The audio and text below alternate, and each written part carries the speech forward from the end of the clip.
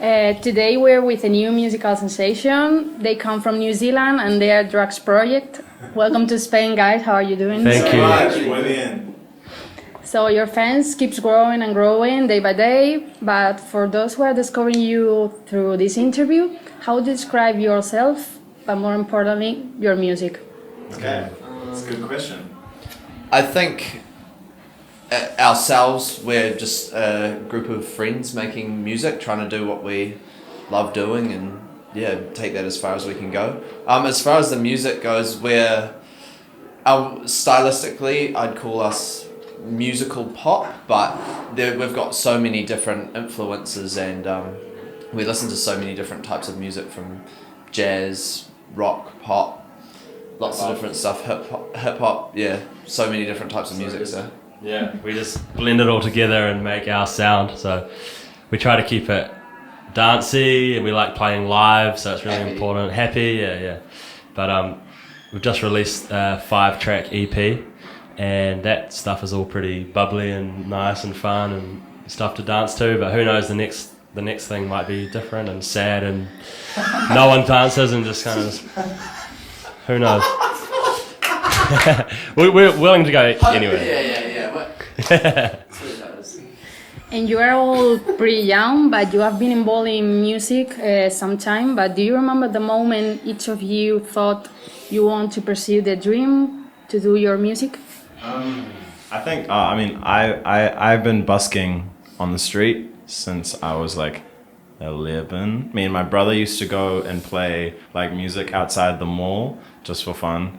And so, but it wasn't like a, let's do this. It was like just over time, things keep happening, and we all, I think, maybe this year was like we all quit our day jobs. So we all were doing other things like selling insurance, painting houses, and teaching kids music, and we all had to stop that to do Drax Project. So that was like a good like indication that things were going well for us. But yeah, besides from that, it's been like a slow growth for us, I think.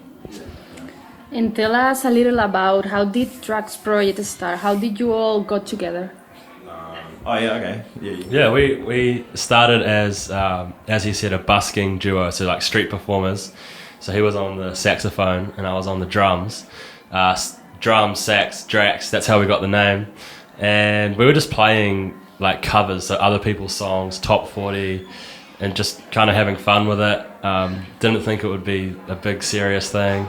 Then we added Sam first on the bass. And then we also added guitar about a year later. that's Ben. Ben. Sorry, his name is not guitar. His name is Ben, who plays the guitar, and started writing original music, and now we're here. So. And let's talk about your music. Woke Up Late is your new single, but what can you tell us about it? How and when did it came up? When was that? I was at your house, right? Yeah. It was actually quite a while ago. It was maybe like eight months ago. Well, actually longer than that, probably about a year. We had been at my flat, in my room in Wellington, like working on other music, and it was really late. It was like 1 a.m. or something like that, and I was real keen to go to bed, and Sean was like, sweet, I'm gonna go home, catch a bus. I was like, yeah, sweet, he's leaving. And then he comes back like 20 minutes later, and because he didn't have his bus card on him, and he's like, I can't get home, I need to stay here. And at the time I was real angry because I just wanted to go to sleep. And then I was like making some food, and then Sean just came up with the guitar part and the first verse pretty much in like 10 minutes or something. It was real quick, and we kind of just developed it for a bit, and then We forgot about it for ages, just that the song even existed. And then We forgot about it for like 5 months. Yeah. We kind of finished it, like the guitar and the vocals, and then everything else, the bass and the drums, the production just kind of fell into place. It was real organic and just kind of a natural process. And then the song was done. We're like, oh, sweet, let's put it up. And then We didn't think that it was going to be the single when we were writing it. So we forgot about the song. And It was funny because I think you guys obviously started it, and then we'd heard it, but we all kind of forgot about it. And then I think maybe even it was like Devin or Mike or one of our friends was talking to us, and they were like, "Oh, what about that song that you were working on, the other month?" And then we ended up doing it, finishing it in a couple of weeks. Yeah, that's the story. And 9 million streams on Spotify in that song. Yeah. Awesome. What goes on in your mind when you see those numbers? Wow, because when you think about how it was written, with like in a room in Wellington, and we recorded the whole thing in like a way smaller room than this. Like it was tiny in Wellington, and now it's got all these streams and people all over the world are listening to it. It's pretty cool. Like I don't think we thought this was going to happen when we were writing it, and even like when we were busking, as I said before. Like, yeah, that's some big numbers. Yeah, 9 million. There's only 4 million people in New Zealand, so it's way more people than there's a lot of streams. And June 8th was the day you released your EP Noon. But tell us, what can people find and enjoy in that piece of work? That's a great question. I think that all of the songs have a similar direction, or like a similar place that they came from. All of them have like a new experience, and they talk about like maybe a new relationship or something like that. And so, but because of that, they all have this kind of like nervous, excited energy, or at least I feel like they do. And they all fit together well because of that. Maybe the styles are kind of different each song, but I think they all have this similar like new energy to them, and I feel like they fit together quite well. Yeah, we had heaps of songs. we could only choose a couple. Yeah. So with the EP in mind, I know it's difficult to choose because all the songs are yours, but which would be the most special for each of you and why? Okay. That's a really interesting question. I think obviously what Woke Up Late has brought us to doing right now is that's a really incredible thing, and I feel like that because of that song is really special to me. But also I think the song Toto is a really awesome song for me personally, because it talks about a specific time in our lives where everything's changing and everything's really exciting in the future. So yeah, I'd agree with Toto, but I also really like Side Bit, the 5th song. It's really fun to play live. Like I'm the drummer, so I like get into it, and it's that's kind of the reason why I like Side Bit. Yeah, I think you're pretty good at singing it too. Oh, thanks. What are you gonna say? You go.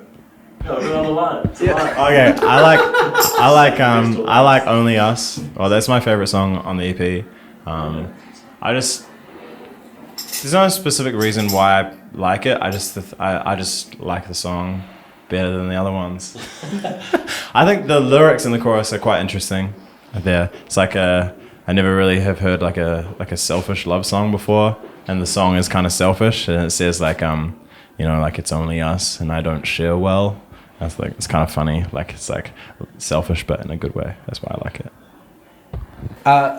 My favorite is Toto. Also, mainly, like Sam was saying, is like a real specific time in our lives when, like the first line, quit my job. That was the first song that like Sean and I worked on it the first day that the day after we had quit our jobs. It was like our first day when the band was our full-time job, and it was like this is cool. So yeah, that's my favorite.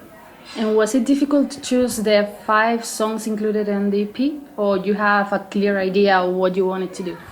I think, like Sean was saying before, they're all slightly different, but they have like a similar, like the song. They're all about similar things, like new beginnings, basically, and they fit together. Like I feel like it's a cohesive EP, even though the songs are different, but they all kind of work together.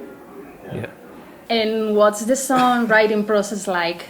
Do you write together or alone, or do the lyrics come first and then the melodies, or the other way around? Yeah, it's a good question. Each song happens differently, but the thing that stays the same is we all have equal input into the song, so we can write any part. Like Ben, the guitarist, might write some drums for me, or Sam might write some lyric. We all write lyrics. We all write equally.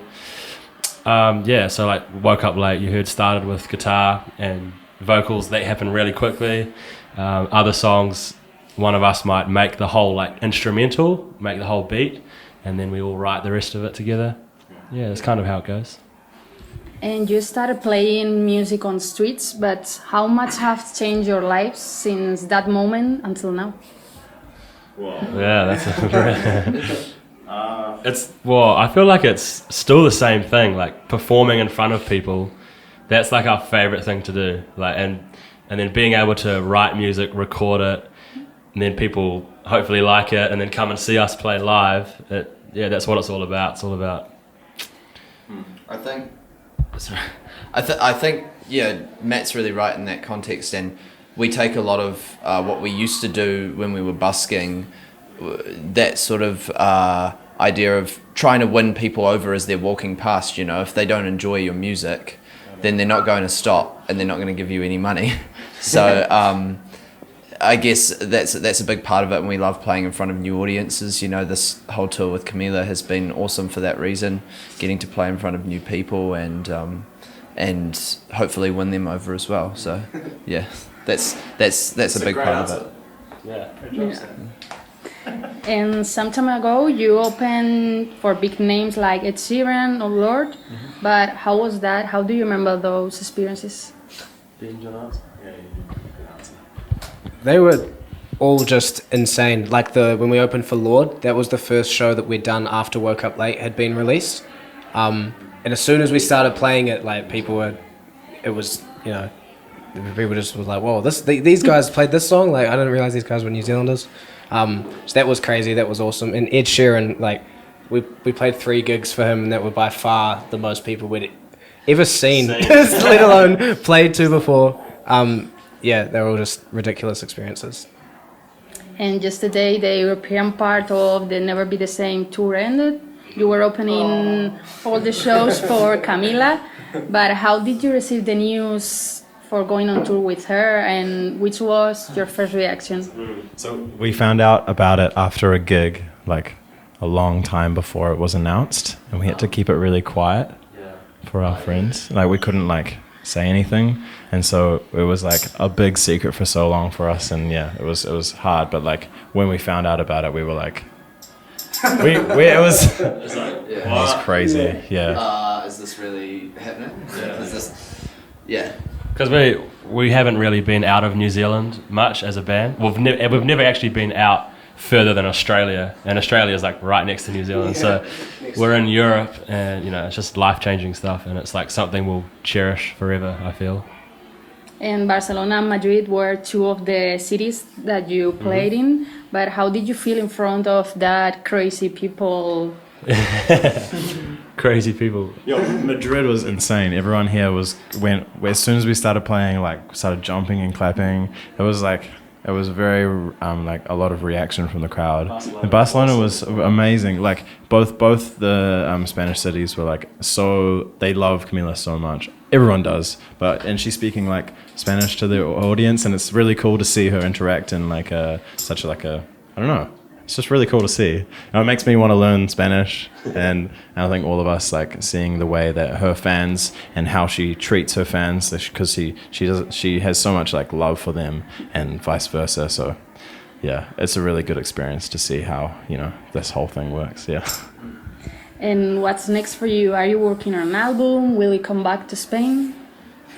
I want to come back to Spain. I really love Spain. But at the moment we're just writing new music, constantly writing. We've got some shows in the US that we've got coming up in July, so we're really excited for that. But hopefully just write more music and play more shows. And if we can come back to Spain, yes please.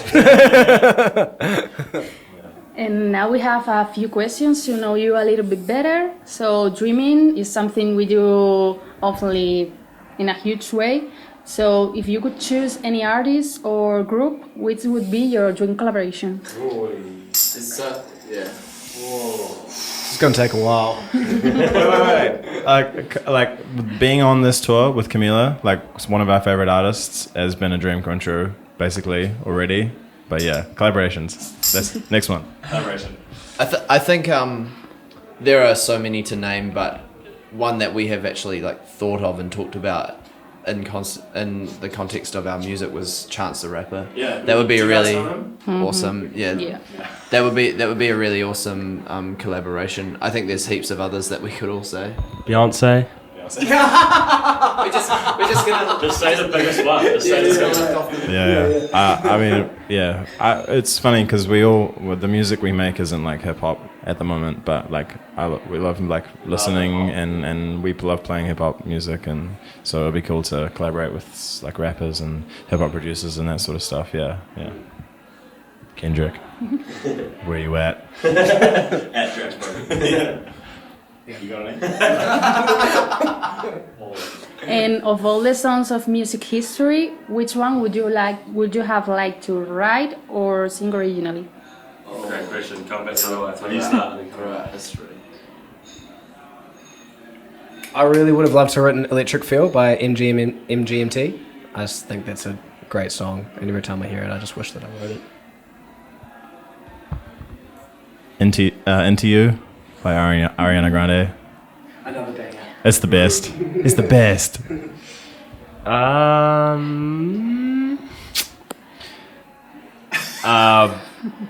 Any Justin Bieber song. I love Like any Justin Bieber song. any Justin Bieber song. Okay. The greatest of all time. For me, it would probably be. I'm just gonna say my favorite song is "Everything in Its Right Place" by Radiohead. I really like that song. And to finish the interview, now you are finished with the tour on Spain, with your EP Noon doing quite well. What's your next big dream or challenge you want to accomplish?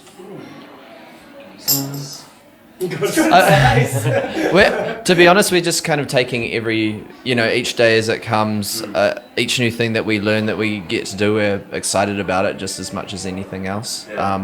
But yeah, we just, like Ben said earlier, we're just trying to write as much new music as we can and hopefully keep developing our live set to, be better all the time. Being here is further than we ever expected, so it's hard to know what's next when we are further than we thought you were going to be. So yeah. So it's been a pleasure, and we wish you the best, and we hope to see you again in Spain soon. Gracias, muchas gracias. Thank you guys.